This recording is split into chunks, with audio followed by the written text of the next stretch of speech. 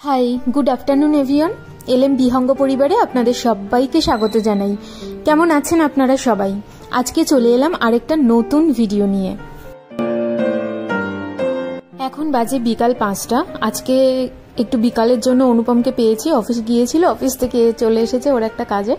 তো ভাবলাম একবার ডিমার্ট যাই, মাসকাবাড়ি বাজার করি। আর অনুপমের 2 দিন পরে বার্থডে, তো সেই কারণে আমারও কিছু কেনাকাটা আছে ওর জন্য, সেজন্য ভাবলাম একবার ডিমার্ট যাই। চারপাশটা না যেন রোদে পুড়ে যাচ্ছে। সন্ধে হতে যাই, যদিও আমাদের এখানে সন্ধে দেরি করে, এখন তো 5টা বাজে, মানে এখনো 2 থেকে আড়াই ঘন্টা আমাদের সময় আছে সন্ধে হওয়ার। আর এই যে মাঠটা দেখছেন, এইটা নাকি পার্ক তৈরি হবে। দেখুন চারপাশে সব ইট গাঁথা হচ্ছে, বড় করে সব জানি না কি সব বানানো হচ্ছে, ভেতরে কাজবাজ হচ্ছে। বললো এটাতে পার্ক বানানো হবে, তো যখন বানানো হবে তখন আপনাদেরকে দেখাবো।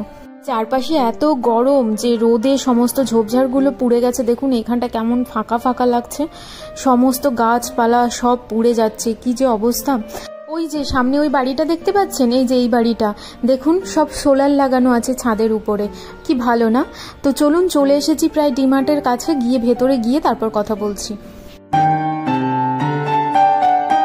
বাজার করতে কিন্তু আমার ভীষণ ভালো লাগে, সেটা সবজি বাজার হোক বা যে কোনো বাজারই হোক, ভালো লাগে আমার।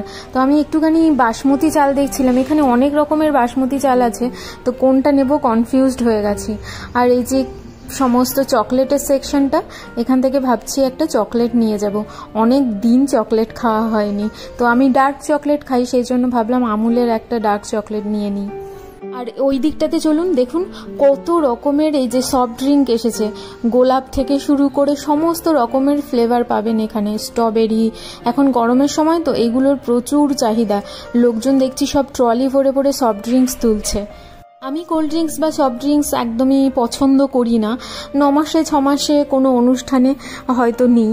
তো সেই কারণে অনুপম বলছে এখন তো গরম পড়েছে, একটা ফুটি নিয়ে নিই, তো ওই জন্য ওদিকে ফুটি নিতে গেছে। আর আমি এদিকে দেখছি ওর জন্য কি নেব, ভাবছি অন্য সময় তো জামা প্যান্ট অনেক কিছুই দেওয়া হয়, এবারে ভাবছি ওরও তো ফেস ওয়াশ পারফিউম এগুলো লাগে, তো ওই কিছু কিনে নেব দেখি।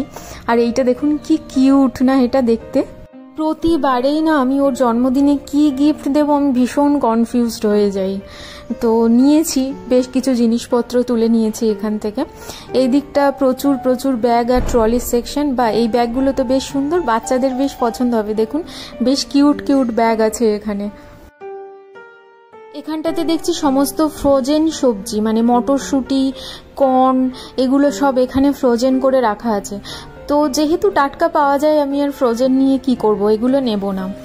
এদিকটাতেও ফ্রোজেন মোমো থেকে শুরু করে ফ্রোজেন নাগেটস, ফ্রোজেন ফিঙ্গার সমস্ত কিছু পাবেন, কিন্তু সবই হচ্ছে ভেজিটেবল, সব ভেজ, চিকেন বা অন্য কিছু ফ্লেভারের আপনি পাবেন না, তো সেই জন্য নেব না। এদিক থেকে একটা আইসক্রিম নেব, প্রচুর আইসক্রিম দেখছি, তো ভাবছি কনফিউজড হয়ে যাচ্ছি যে কি নেব। অনুপমের পছন্দ বাটারস্কচ, আর আমি সেদিন আমুলের একটা আইসক্রিম খেয়েছিলাম যেটা কফির ফ্লেভার ছিল, মানে আমি তো ভীষণ ভীষণ কফি লাভার, তো ওই কারণে ওই আইসক্রিমটা আমার খুব পছন্দ হয়েছিল, সেইটা খুঁজছি, কিন্তু এখানে কোথাও খুঁজে পাচ্ছি না। চকলেট ফ্লেভার একেবারেই নেব না, কারণ চকলেট ফ্লেভারের সমস্ত কিছু খেয়ে খেয়ে না বিরক্ত হয়ে গেছি, আর চকলেট ফ্লেভার আর খেতে ইচ্ছে করে না। দাঁড়ান ওই দিকটাতে দেখি, এই দিকটাতে একটা বাটারস্কচ দেখতে পাচ্ছি, এই যে বাটারস্কচ গোল্ড, এইটা ভাবছি নেব, কারণ অনুপমের খুব পছন্দ বাটারস্কচ। আমি খেলে ভ্যানিলা কফি এগুলোই ভালো লাগে বেশি, তো এটাই ভাবছি নিয়ে নিই। খুব বেশি আইসক্রিমও আমি খাই না, মানে খুব বেশি মানে একেবারেই খাই না বললেই চলে, ওই মাঝে সাঝে। তবে যেহেতু একটু গরম পড়েছে, ঘরে থাকলে কেউ হয়তো এলো, বাচ্চা কাচ্চাও আসে মাঝে মাঝে, পাশের বাড়ির বাচ্চাটা আছে, তো ওকেও মাঝে মাঝে দিতে হয়, তো সেই জন্য একটুখানি ঘরে রাখা আর কি এগুলো।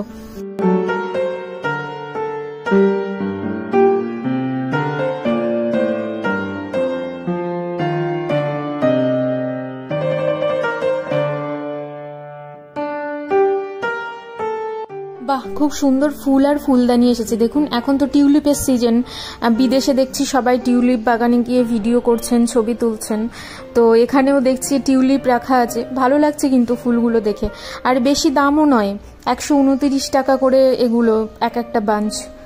ভালোই লাগছে এগুলো দেখতে, একটা নিয়ে ঘরে সাজিয়ে রাখলে বেশ ভালোই লাগবে। আমি আর এখন আর নেব না, আমি পরের বার এসে দেখি নেব।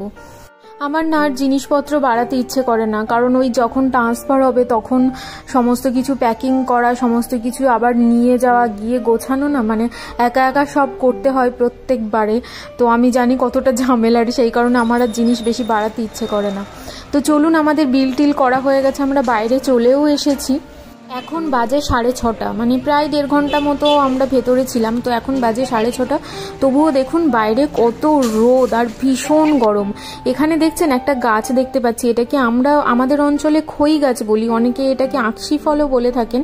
সেই গোল গোল গোল গোল এরকম ফল হয়, তো এটা খেতে আমার ভীষণ ভালো লাগে। এখানে গাছ দেখছি, তবে একটাও ফল দেখতে পাচ্ছি না, মানে ফল হয়েছিল সবাই পেড়ে নিয়েছে নাকি বুঝতে পারছি না।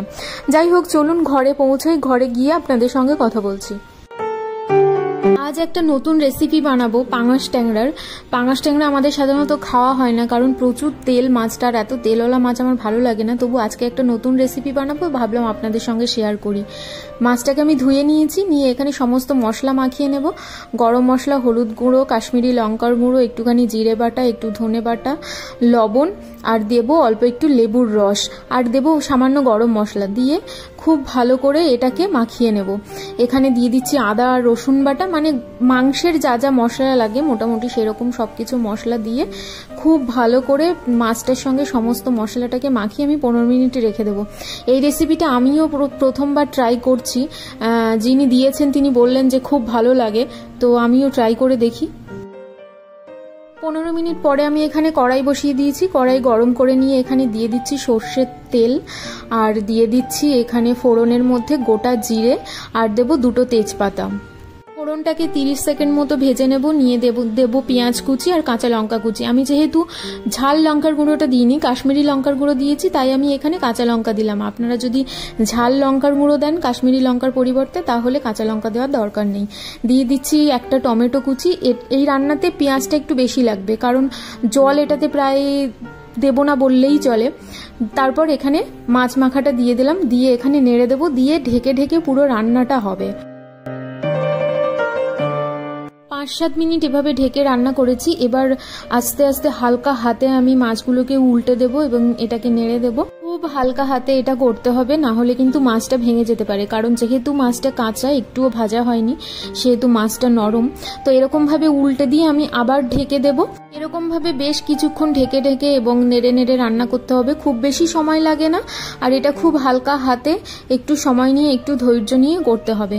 আমি এখানে ওই মশলার বাটি ধোয়া জলটা এখানে দিয়ে দিচ্ছি, দিয়ে এই জলটাও যতক্ষণ না পর্যন্ত শুকিয়ে যায় ততক্ষণ আমি এটা আবার ঢেকে দিয়ে রান্না করব।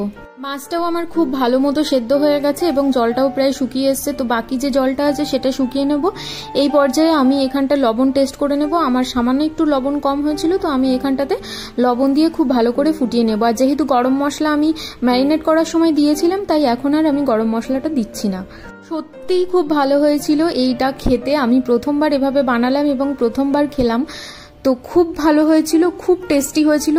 আর এই রান্নার সময়ই গন্ধটা যা ছাড়ছিল সে আর আপনাদের আর কি বলবো। তবে আপনারাও বাড়িতে একবার এইভাবে ট্রাই করে দেখতে পারেন। চলুন, আজকের ভিডিওটাও তাহলে আমি এখানেই শেষ করছি। আপনারা সবাই ভালো থাকবেন, সুস্থ থাকবেন, এই গরমে সাবধানে থাকবেন। দেখা হবে পরের আরেকটা ভিডিওতে। সবাই ভালো থাকুন, সুস্থ থাকুন।